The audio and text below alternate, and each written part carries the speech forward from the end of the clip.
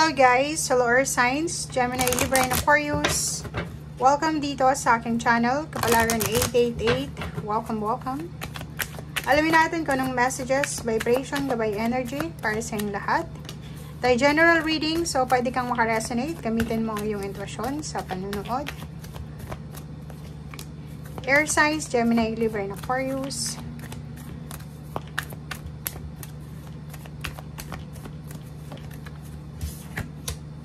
Okay, Earth Signs. May fake person dito. Money. Sinasabi ng Barasir dito na mag-iingat ka sa araw na ito dahil posibleng ikaw ay ma-scam. Pwedeng maloko ka sa relationship, pwede kang maloko sa pera, pwede kang manakawan ng cellphone, pwede kang manakawan ng papeles, manakawan ka ng wallet, masalisihan ka, okay? Lalo na kung ikaw ay bumabiyahe sa public na transportation. Okay? If ever na active ka sa social media, mag-iingat ka sa mga taong nakakausap mo online.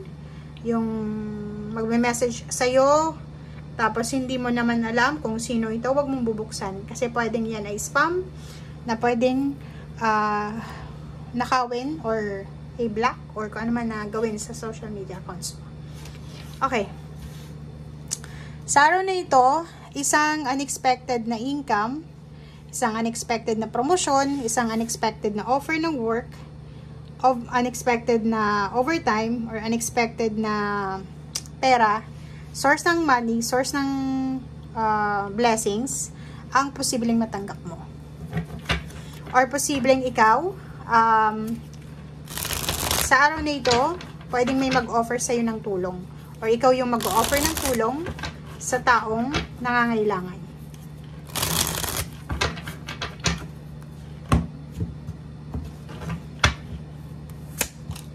Okay, Justice. Seven of Swords. Nako, yun na nga. Oh. Mag-iingat ka. Kasi yun na nga. Kung makikita mo dito sa araw na ito, Air Signs, Gemini, Libra, and Aquarius, isang mabilis siya. Sobrang bilis.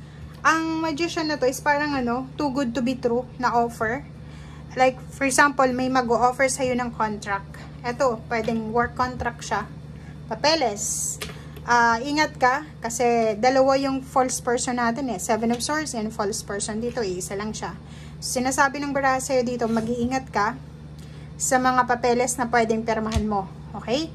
Mag-iingat ka sa kung ano man to na mabilis. Kasi kung makikita may snake dito, 'di ba? Parang nag-shed siya ng skin. So, kung sino man itong nag-o-offer sa'yo, it's either relationship, it's either pera, or yun nga, nagbabiyahe ka, make sure na maging matalino ka sa katabi mo. Okay? For Pentacles, tingnan mo. Pera, ingat-ingat ka, Air Signs. May ipon ka bang pera? May ipon ka ba? Kasi, kung may ipon ka, or yung bank account statement mo, parang ganun, or yung application sa bank mo, nasa cellphone mo siya. I-install mo muna siya sa araw na ito.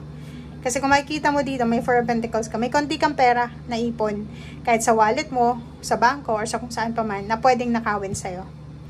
Eto sa relationship ka nun din, if ever, kasi 44 siya, if ever na financially stable ka, emotionally stable ka, may mga tao sa paligid mo na naiinggit sa kung ano yung meron ka.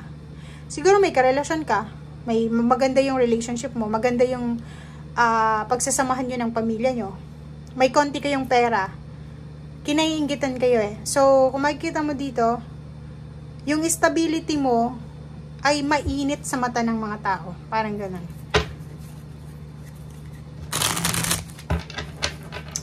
Sa araw din ito, pwedeng may realization kayo. If ever gusto nyo nang magpatayo ng bahay, magpakasal, siguro magsisimula kayong mag-ipon sa araw na ito. Kasi, diba? Celebration. So, kung makikita mo dito, ang araw na ito is parang sobra-sobra kang motivated na mag-ipon ng pera para sa pagpapakasal. Or gusto mong mag-ipon ng pera para sa pagpapatayo ng bahay.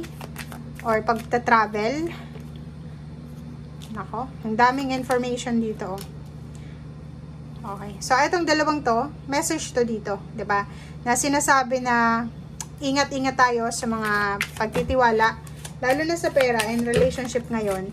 Lalo na kung ano, yung offer na to is hindi mo pa naman kilala or pinakilala lang sa'yo. Ingat-ingat ka kasi pwedeng panluloko yan, scam or ano pa man.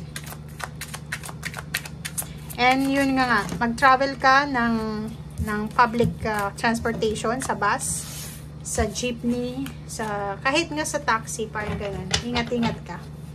Kasi pwedeng maiwan mo yung wallet mo, pwedeng maiwan mo yung bag mo, yung cellphone mo, or ano pa man.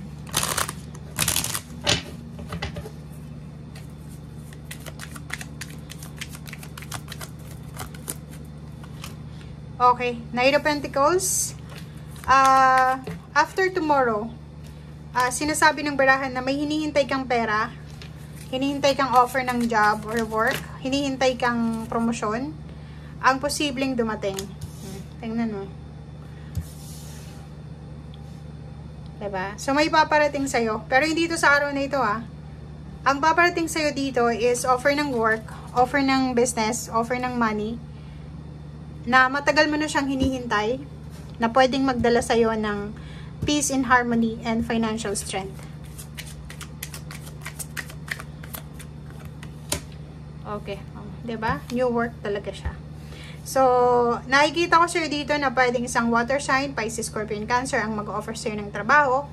Or kung ano man tong trabaho na to, or bagong pagkukunan ng pera, pagkukunan ng yaman, ang papasukin mo, pwedeng magdala siya sa'yo ng sobra-sobrang peace and harmony. So, hindi lang sa'yo, kundi sa buong pamilya mo.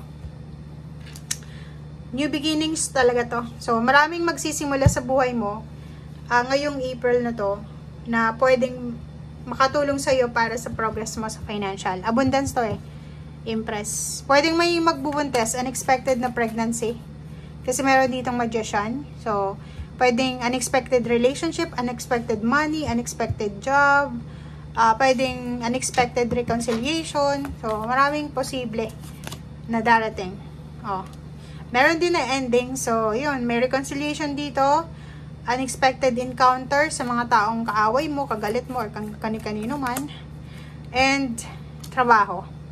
So, may retirement din. Pwedeng yung iba sa inyo dyan, naghihintay ng retirement, naghihintay ng end of contract. So, sinasabi ng barahan na posibleng isang unexpected na bakasyon ang gagawin mo sa linggong ito or sa araw na ito is pwedeng makatanggap ka ng balita na hindi mo na kailangan pumasok bukas kasi pwede kang magbakasyon with salary, parang gano'n.